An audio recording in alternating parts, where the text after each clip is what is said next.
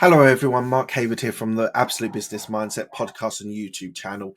Today, we have Mark Lader, who is a business strategist, but he's so much more than just a business strategist. We talk about his upbringing and his experiences working, wanting to become a vet, and also with his mum and dad and their experiences in business and in working. We then talk about his sales roles in early career. We also talk about Tony Robbins and Michael Gerber, the E-Myth, all really important personal development people that were in his life. And then we go into a really interesting, fascinating area about sports psychology, where he has developed a new process called Winvironment, which he has been doing for 27 years and developed this idea in 27 years. We then talk about his current business, which is Biz Community, where he is helping businesses grow and be able to leverage different areas which might not necessarily be the most suited to them. So we could have some really good entrepreneurs who are really good at building things and working with people, but not great at sales. So he helps them develop their sales team and be able to get that ready for business and get that ready. So this guy is super interesting. He's got a lot of interesting things to say. I absolutely enjoyed my time I spent with him, and hopefully you will as well. Before we go into the conversation, please do give it a like if you're liking the content. Please do give it a click on the subscribe button and the bell icon that will notify you next time any of these videos are released. And equally, if you've got any comments, please leave them down below. I will look over them, and if there's anyone you want me to interview or anything you'd like me to cover, just let me know. Thank you very much for your time, and over to the podcast.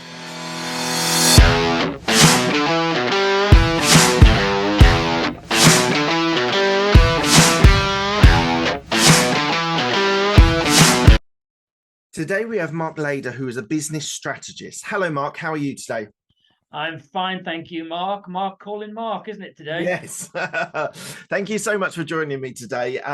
So we're going to go through your journey to success, your journey to where you are now, and we're going to go through the different areas that I cover in most of my podcasts.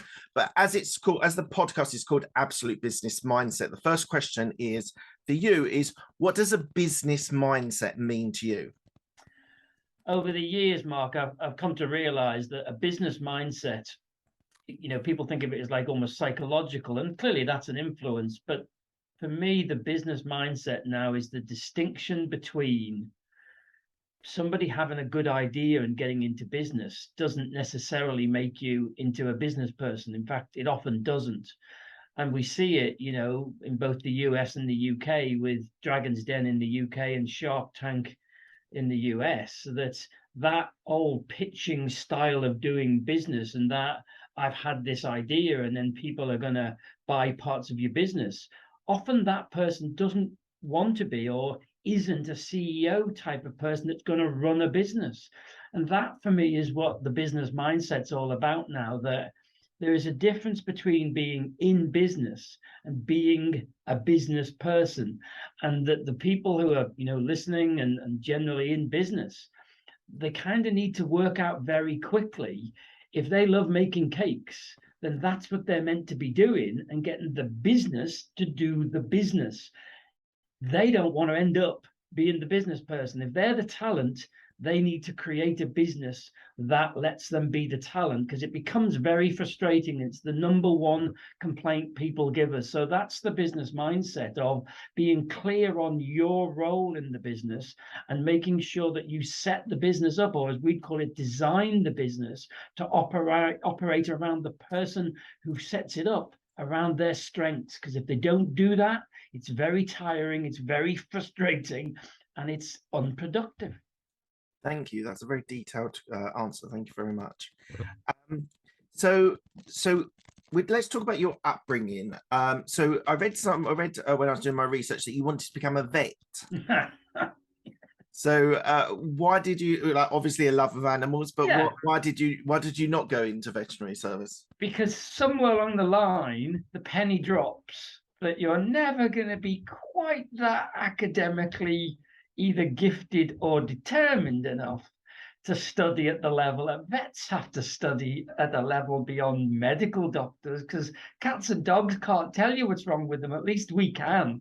Yeah. So it was a love of animals and a Liverpool mother that would say to me, "You won't put them down. You won't do any of that." So she thought I would have been a a very happy vet, just doing the good stuff. But it did give me something though, it gave me a long-term goal. It meant that I knew I was going to university or college in some way, albeit the A levels in English terms, the subject you've got to study to get there, was gone to hell in a handbasket. I should have had better advice because I was never going to get through that way, but it did give me a long-term goal. Oh, fantastic.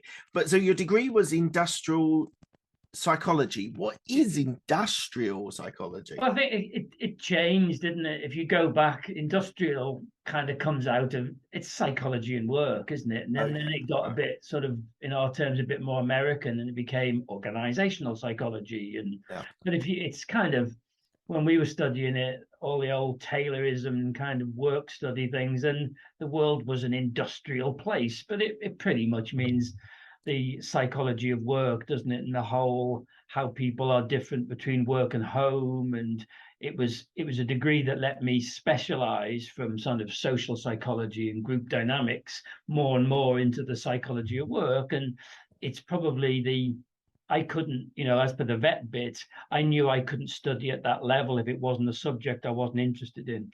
And the beauty of psychology, other than you had to write exams, because you had to write exams, it was being able to make a case. It was being able to, quote different experiments or whatever it was to come up with kind of an argument on that basis. So psychology, when I was studying it, was a pretty new subject. It was a pretty much, witchcrafty subject stuff.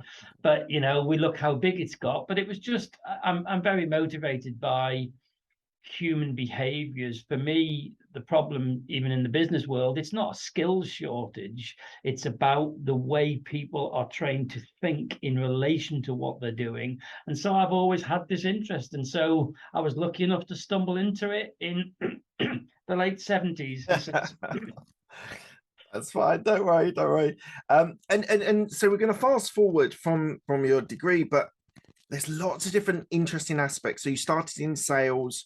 You then you were a regional manager in introducing finance and insurance to the UK motoring industry. These are areas we might come back to a little later on. But one of the bits that really fascinated me was that you were the #1 ticket seller for Tony Robbins. I think it was 1993. Yeah, I think so. Yeah.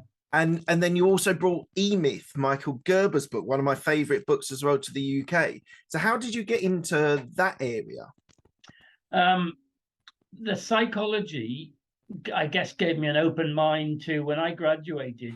I think the main catalyst was discovering what were on in those days, little cassettes, that became CDs, and now we download it all and the likes.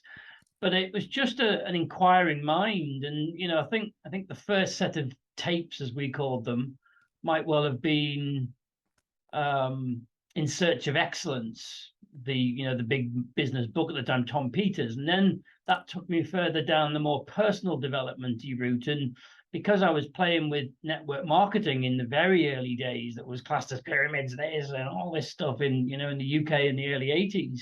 But it was brilliant in that it was very quickly walking me into alternatives to just, quote, getting a job on that basis.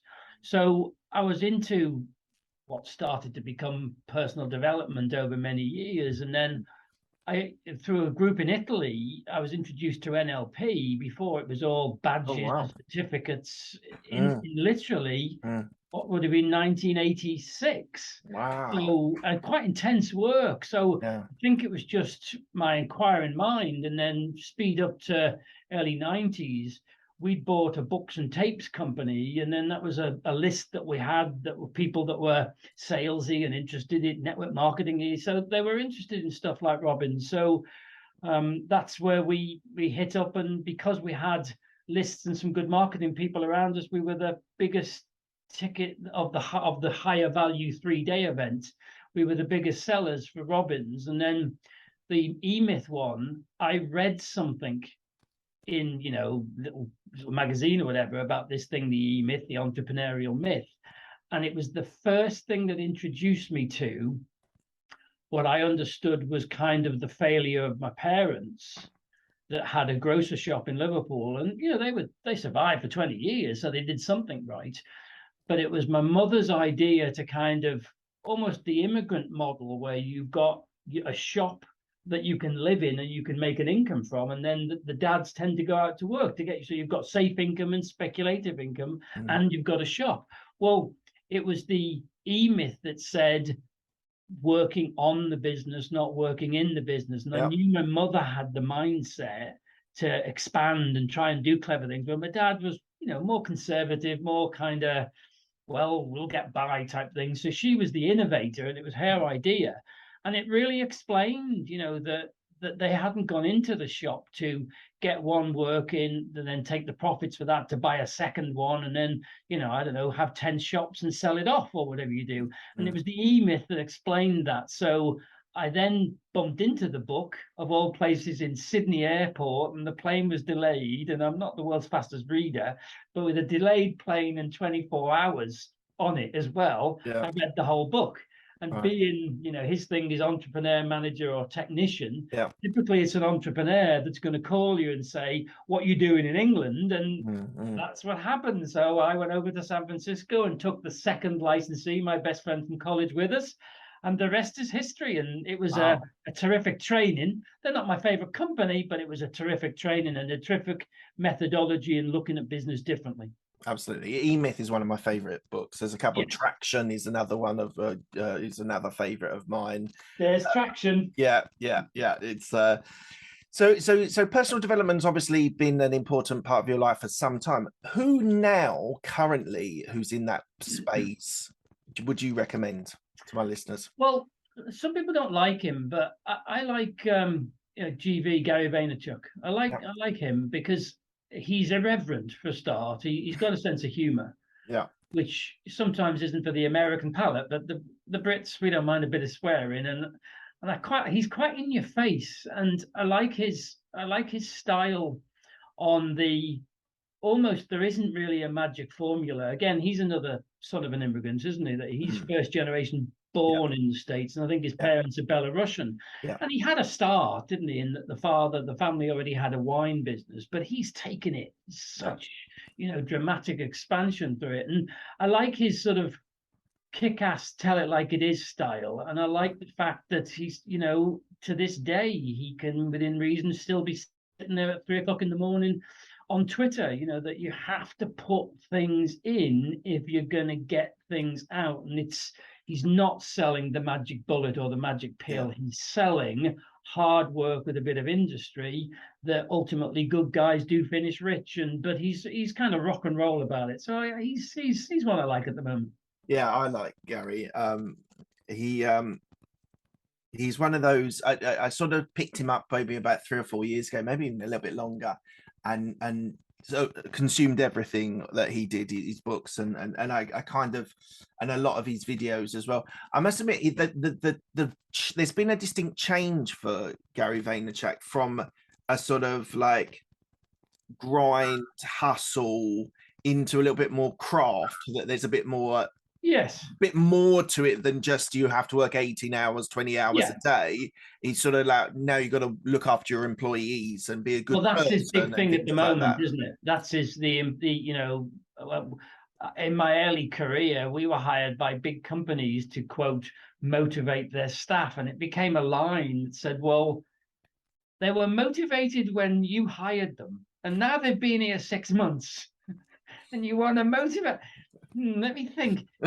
What's in common here? Because maybe it's you that needs to change rather than hire people, demotivate them, then pay to get them motivated. And it's still an age of, we listen to our son and his age generation, early 20s.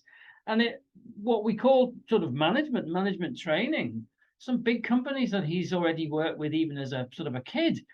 And the style of people talking to people in business is probably the most fundamental thing to know, that we're all in the people business. We still fail really poorly on communication 101. It's still by far and away the biggest cause of the problem. And GV is seemingly, that's his place to go for. His line with his father, I think, who would classically be a bit more old school maybe, was, why are you thinking your employees are going to think like you? Well, Mm. you're the owner. So, yeah, you can work 18 hours, but unless there's a real incentive, why would an employee do that? They've got a life, they've got a family, they Yeah. want the money, they want to go home. And it's that kind of stuff. The world really needs to get into that and balance itself a little bit, because we're getting a bit too extreme on some of this stuff. Yeah. I couldn't agree more. So when I was doing my research on you, that you've done 27 years in sports coaching. So what is the 3% of a winning edge? So this is a study and research that you've been doing within football, uh, Mainly. mainly football. So tell me a little bit about that. It sounds absolutely fascinating. Because sports is the sort of cutting edge of competitiveness and sort of Yeah. the winning mentality. Yeah. How's the study gone? How's the research going? Well, again, I think it came out of, I'd love to try and do a sum of how many hours when you're an American Express district manager driving up and down the country, and then the motor, I think I did 65,000 miles one year. So I had plenty of time to listen to Psychology of Winning and Brian Tracy and Yep. blah, blah, blah. And, Zig Ziglar, that was the first Yep. one I ever came across, when I was really young. So there's a lot of that stuff in my head, sort of just in there. And the sports stuff, I guess, came from I've grown up loving football, and Liverpool's a football city.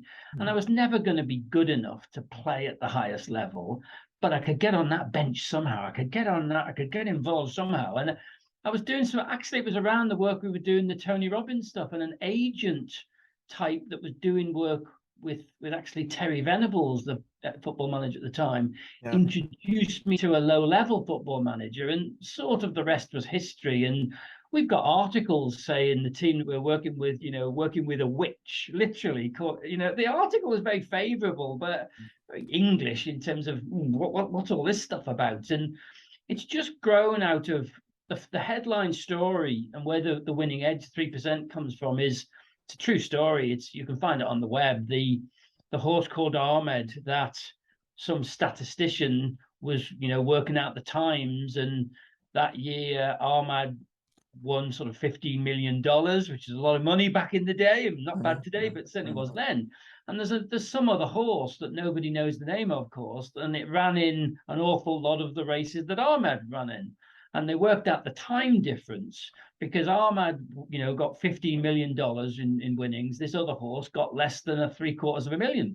So it was a huge difference. So Mm. you'd think there'd be a huge difference in speed, but as per the title, he was actually 3% faster, and it became our little headline for the footballers and the people that we work with, that if you could open their minds to, you haven't got to be 50% better. You've got to be 1% better, 0.5% better in several things. And Mm. just knowing this gives you an edge. And then we could start giving them techniques and different things to work on. But we got such good results with some small teams that were always the lowest budget in the league. And, why does a team that couldn't get into the main leagues get promoted after 108 years? Mm. Nothing changed other than the kind of the culture. And I think the difference that we got into is the psychology stuff is often seen as techniques. And we found that if we taught techniques, and I'm not really the technique guy, I'm the behavioral guy. I like culture and where things fit together. And my project manager, a fellow called Lou, said to me years ago, well, Mark, it doesn't matter whether you're working with football teams, banks, grocery, network marketing, a whole range of different things. This is him talking. I will always look at the environment that the results are produced in. And Wow. the more we focused on that, the more the players in the football sense started to use the techniques. So we saw that the key was what became known as the win environment, which I didn't really like as a title, but the football kind of, they got it. Win environment, they kind of Yeah. got it and put it together.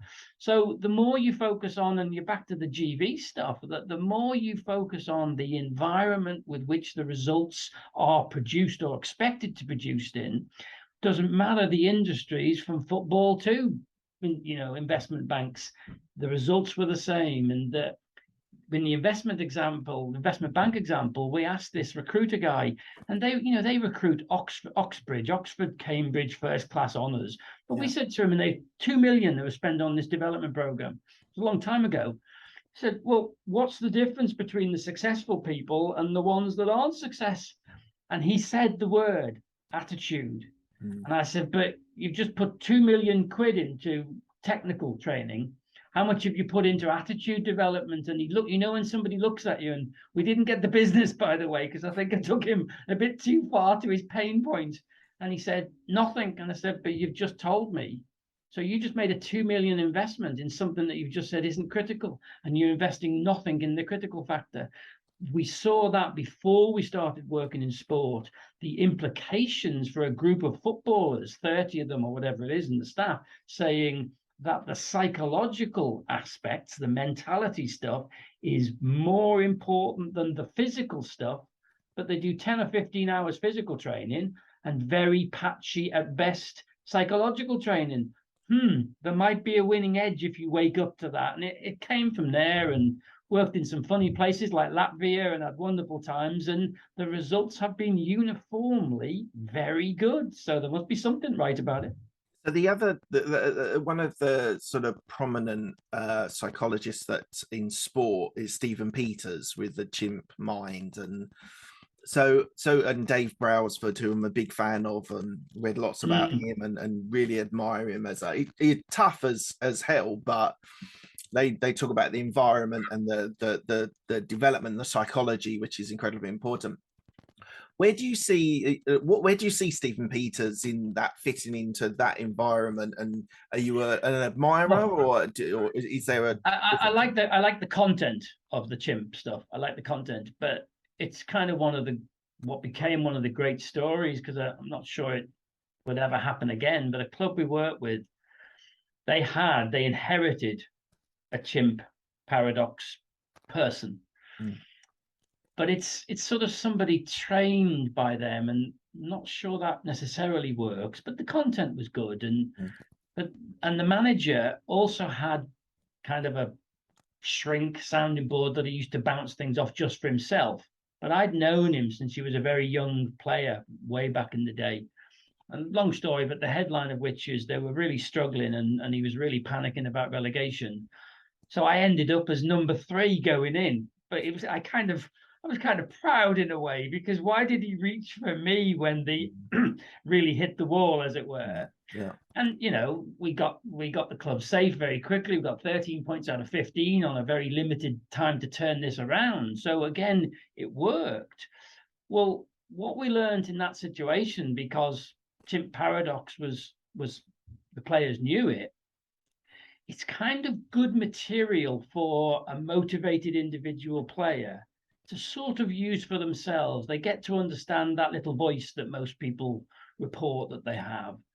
But we didn't find it helped bringing them together as a team. And that's where I realized that together each achieves more optimal stuff was kind of, I do one-to-one stuff, excuse me, but I primarily like the group dynamic stuff and maybe my old psychology background.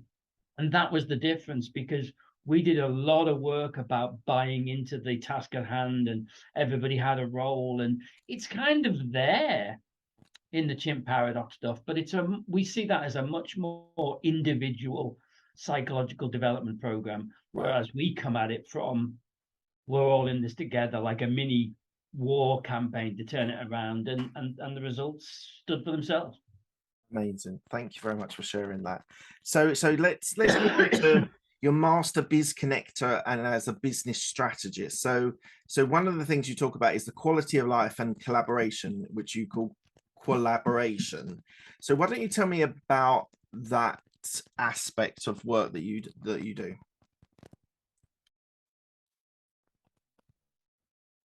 You're mute. How'd that happen? Since the first generation of coaches that we recruited and trained in the early 90s, we noticed a phenomena, which was they weren't from sales and marketing backgrounds. And in those days, nobody really knew what a coach was in that sense. I mean, we did get on the phone Are you a bus company? Hello, I'm a coach. I mean, they didn't know what it was. And I don't know which is harder, when nobody knows what you are, or in a very overpopulated market like you've got today, where there's coaches everywhere. And there's difficulties in both, I guess, and benefits in both. But once we noticed that, and because a few of us at that organization were from sales and sort of marketing backgrounds, we had a system that encouraged us to team up, where I would go and do the selling side of it, if you like. And then, because what the coaches want to do was coach, they wanted to deliver the programs, and consultants as well that we had. Well, if you age that story from the early 90s to now, we have almost a global phenomena that everybody's been told, certainly in what's called the first world countries, the Western economies, to go and get 47 qualifications. Well, everybody's got qualifications, but they all kind of missed the memo, it would appear, about, well, if you're going to go into business, you're going to have to know about selling. And I don't want to sell. I don't like selling. Well, okay, you don't have to do it, but you're going to have to find a way for your business to have a 24/7 sales capacity or business development capacity. And all these things were putting us on a path to really helping non-sales and marketing background business owners to install a 24/7 business development capability. It's the E-Myth bit again, that they were good at cutting the hair, they were good at making the cakes, they were good at designing software, but they weren't from a business background, or they certainly didn't like the salesy stuff. So all of these projects where we were hiring commission-only salespeople, or just creative ways to help businesses grow that they hadn't got to do themselves, led to this new profession that we grandiosely call business connectors. And our brand is Biz Connect with the Q, which you mentioned. So it just grew out of this. If you haven't got a 24/7 business development capability today, you're falling behind. And when we do our little diagnostics with clients, you can guarantee that 85% of them will come in with the first one has scored as a 5, which is a priority, which means they need leads. So in the past, we'd go and get leads, but then they couldn't convert them because they didn't have a sales mechanism. So we just saw this perpetual need. And then the networking kind of industry was exploding, and everybody was going to these networking sessions. But again, the people that we spoke to, they'd rather not be there. They're not trained to network. And if they were business owners, it wasn't connected to a strategy in their business. If I said to them, well, why do you come to this call, or why are you a member of this networking group? Most people would say, I don't know what else to do. I've got to find something to get leads from. So, well, do you get 4 leads, of which you convert, one this month and another one next month? So, could you give me a return on investment model for attending? And the answer typically was no. And in a nice way, we used to call it business babies, because there were people that were very passionate, very committed, but they just didn't have a business mindset. You asked right up front, they just didn't have that. It didn't make them bad people, and it didn't make them stupid, but they were often a bit daft in terms of spending all this time on behaviors or tactics that weren't working. And that's where we started to get into, if we can position this new profession as biz connectors, then any business that wants one can get access to a 24/7 money sales but business development capability. So you do a diagnostic on the company before you go into them. Essentially, you saying that most of these companies don't have the right sales techniques or tactics in their business, because they haven't got the right person doing it, or maybe they haven't got anyone doing it. So you go there and you teach them how to do sales, or do you help them, enable them with other sales teams, outsourced sales teams? The headline would be both, or all of the above, in that the headline is definitely, particularly if you're starting in that we call them ambizos, ambitious business owners, that they're solopreneurs, but they're not doing it for lifestyle money. They're doing it to grow a business. So they'll talk a brand language. They know they've got to get into raising capital and and hiring people. Well, if they're a passionate designer, all that stuff that they know they've got to do, they have no experience in it. So we'll help them map that bit out, because if you can get them across that first hump to really being able to produce income beyond them, and they are not the product, that the product becomes a process in the business, then we could really get into scaling up their business. So we would look at, it used to be, I can remember a client not that many years ago, and he said to me, I didn't think there were any commission-only salespeople anymore. And I said to him, well, I'm not sure they're called that anymore, but I can show you sales guys that grew up in the kind of the financial services industry. And the famous line was when the companies offered them a salary, they said, you're not cutting our money in half, because they knew how to make good money from the performance principle they've been taught. Well, we've lost a lot of that. So we were just bringing that back in forms that clients could respond to, and then designing their business in terms of where there were niches that were successful, or, a lot of them had got a good email list, but were doing nothing with it. They weren't building any relationships. So we would look to put a lot of structure to get quick wins in, to get growth, because then from the diagnostic, we started doing things like finding grants that people didn't know that they qualified for. And if they find, 20 grand in it, they didn't mind investing with us. And we already had a value with them, because the reason for doing that was just showing them that there was things that they didn't know about that were to their benefit. If it was profits and cash that they didn't know about, it gave them some growth space, and it gave them some ways to move forward. So it's kind of reinventing what we used to call sales on that basis, Mark. It's a completely different approach to any business that wants one, whether it's us training their people or typically bringing in new resources, outsourcing the old business development capability in a way that the key people who run it can manage it. Because some of the clients where we run effectively what we call a top liner, which is just a specialist biz connector, because they don't want to suddenly, sales manage 5 or 6 people. They didn't like it the last time they tried. So if we help them profile the person, and they're kind of a commission only salesperson, but they're very attached to the brand and they're managed by us, it gives kind of I'm doing it as a triangle, but a bit of a virtuous circle where everybody's in the right position. The guy who runs the business is able to do the delivery and the things that they like. The top liner can represent them, and we can support both of them. That's a winning formula that gets rid of and starts to offset this hideous 80+% business failure rate that us and UK and the States have both got inside 5 years. Yeah. For all these tools, for all these super duper things that we've got a 4 out of 5. It's originally an E-Myth statistic. Yeah. 96% of them are gone in 10 years. That says there is a fault hardwired into the way we design businesses. In our humble opinion, it's this sales front end piece that is not working properly. We look to solve that. And you support that team as well. So if you brought in a few people to help with business development sales, you actually manage the salespeople because you've got the experience and the knowledge, and they outsource that aspect of their business. And just let's just say on the E-Myth, you have a practitioner who's a baker, and then you have someone in the store who sells, and then you've got the entrepreneur.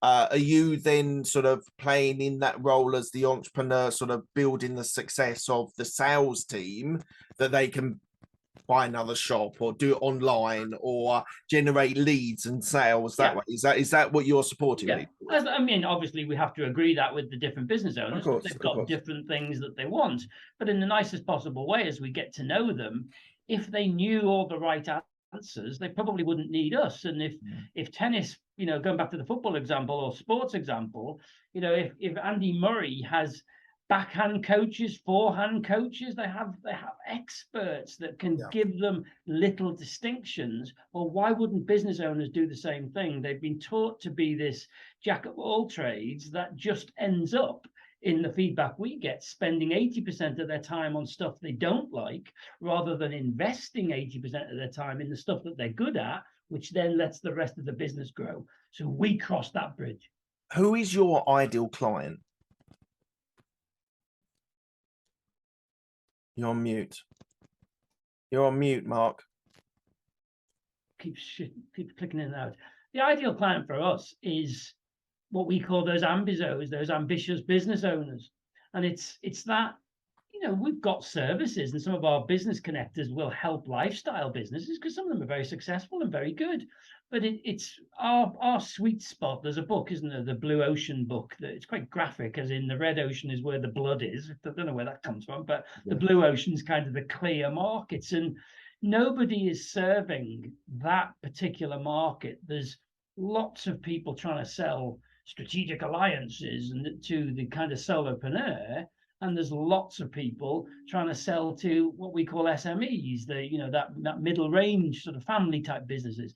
But between the two of them, above the lifestyle bit, or above in aspiration, is this ambizo, this scale up opportunity. That's our sweet spot, because if we can get them to the next level of cash flow, then we can start designing capital strategy. And we've got experience and people around us who've taken companies public, but you've got to have the right foundations in place in order to do that. That's our sweet spot.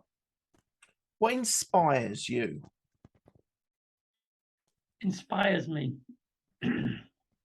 Well, I think my single thing is, well, there's a word for it. There's a word that is entelechy, and Entelechy, and it comes from, if I'm holding an oak seed, the entelechy, because entelechy means turning potential or the actuality or into the reality of not just growing one oak tree, but spawning an oak forest that lasts for 1,000 years, and birds live in it, and vegetation grows around it. People, build houses with it. So it's entelechy is kind of my word, or right. It's a biological word, and that people, the biggest lost resource in the world today is underachieved potential. Because if we've got all of these tools and we've got all of this, if look at the ability for you and I to talk like this, we've got all of these tools, but the human equation, the human operator hasn't changed. So that's what inspires me. People that can push on to really, from difficult backgrounds in some cases, or other people that help people do that, or anything that is helping the human being fulfill their potential, because we're capable of so much more. Absolutely. So what's the plan for the next 2 to 5 years? Where do you see you personally or your business growing to? For me, it's very simple, really. The BizConnect and the BizConnectors as the profession, the more we build that, because if we've got super duper talent like Howard Berg, as we call him, our poster boy, even he's 71, but he's the world's fastest reader. Well, if he can get people, and it's not about reading faster, really, it's learning faster, isn't it? But that's sort of implied in what he does. If the BizConnectors can create distribution for all the businesses in the world to be big picture about it, and get resources like a Howard Berg, or we know well the ex-Tesco's, our biggest food retailer based in the States now, if he was the Tesco's CMO. Well, not many small businesses can get access to someone like him. Well, they can through us. So we've got those experts, but the distribution, both for the smaller businesses to be able to grow, but also to get access to these resources that they didn't think were available to them. So there's lots of clever brandings and lots of stuff about Quallywood community and all this sexy twee stuff. But at the end of the day, the only thing I really want is this new profession of BizConnectors to be out there. Because if you go back a while, there was this person called the blacksmith who used to take your teeth out, and they got the job done, but it wasn't the most pleasant. I wonder if we had a specialist role. Well, it's almost the same for me as the BizConnectors are the dentists in that scenario. Because they are professional people who wake up in the morning looking to talk to people, not to bake cakes, not to, the technical people will do all that. So the world needs those deal makers, those BizConnectors, as we call them. So I want to create that as my give back to the world, that also creates a distribution that gets more deals done. And that's how economies grow. So that's my big picture. Amazing. Well, good luck with that. Look, we're coming to the end of the interview. I asked the same 6 questions to all of my guests. They're quick fire questions. They don't need a quick fire answer. They've been described as a bit thought provoking. So let's see how we get on with these. First one is, what's the best decision that you've made? Well, it's got to be marrying my wife, I think. Is that the official answer? Especially if she's listening. Joking aside, she's been involved. She doesn't like being number one, but she is an example of, people that we know in business that they don't have a partner, be it a partner or a life partner.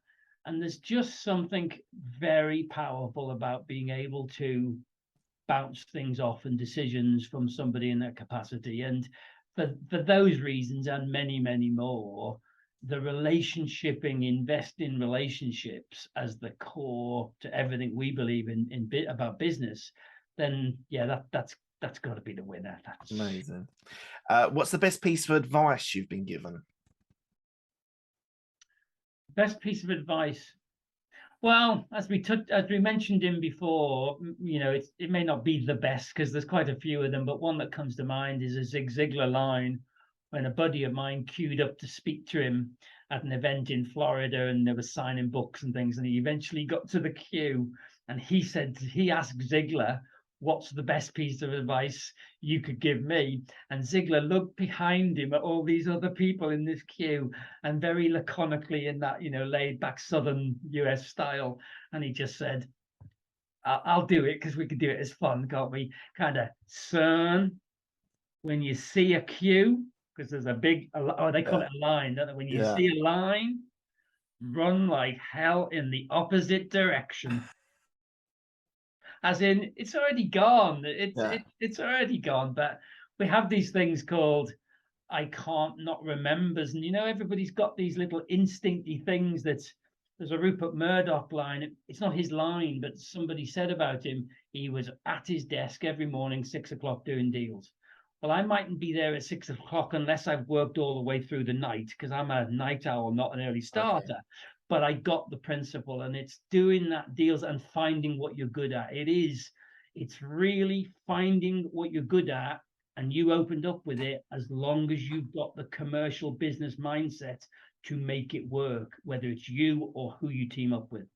Someone I interviewed, it was a couple that I interviewed, and she talked about the bliss zone, which I really liked, which was a part of your life which you're passionate about and makes you money. Because you can be passionate about something, I don't know, no, nothing about bakers, but you can be passionate about cakes, and you love making cakes, but there's not really a long-term business growth. But if you can find something that you're hugely passionate about and it makes some good money with it as well, that sort of beautiful bliss zone is where you should be targeting. I think it's a really important point. Yes, you should follow your passions, but you still have to pay the bills. Absolutely. You still have to pay the bills, so you do need to think about that as well. So that's one of my favorite comments. Okay, next one. Who's the person that you've helped? Who's the person that's helped you most in your career? Most in my career,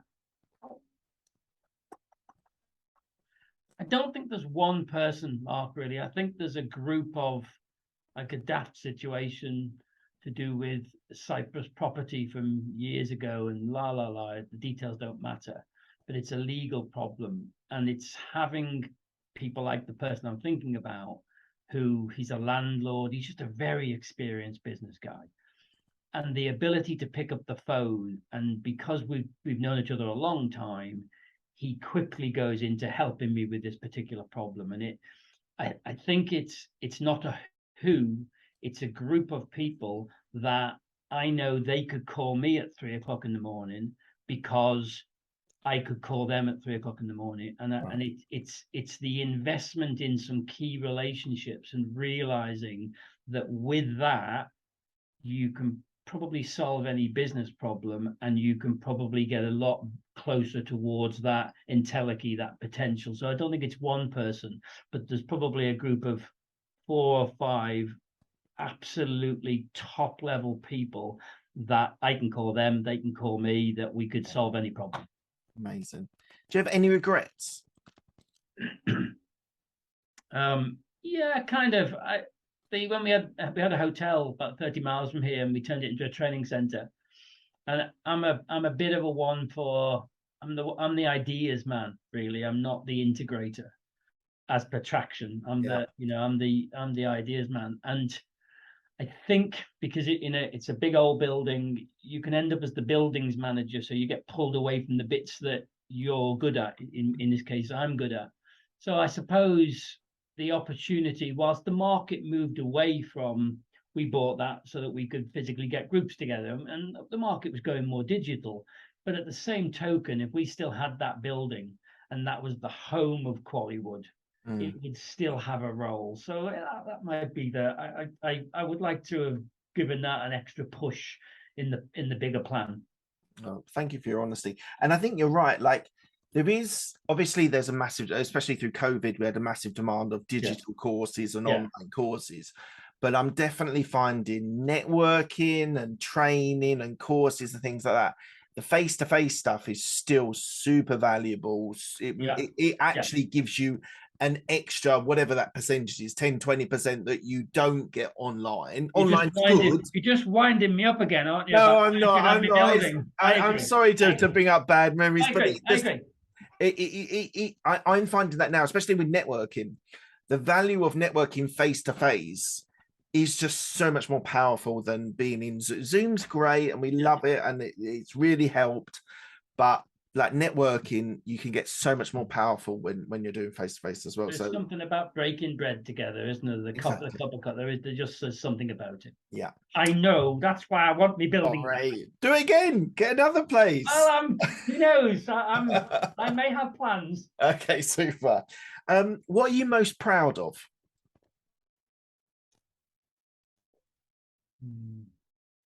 Kind of, I don't know. I always said to our son, who's coming up 20, I'd never be the other generation complaining about the younger generation, but there are obviously differences, and the headline is the phone and all of that they've grown up with.